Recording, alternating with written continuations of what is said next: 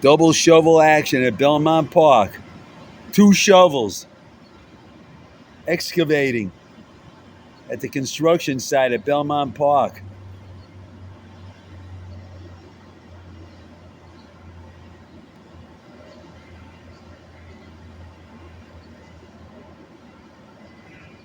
There used to be a pond over there. Obviously, the pond has been drained.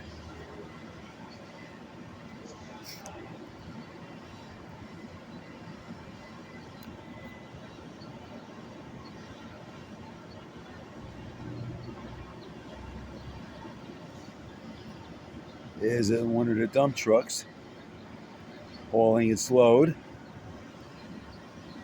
which it received from the shovel. There's the other shovel. 2 shovel action today. Wow.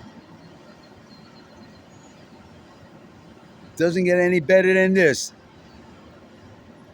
Yeah, there's clouds.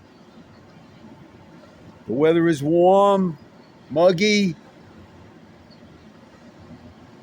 Typical summer day. Weather-wise, that is.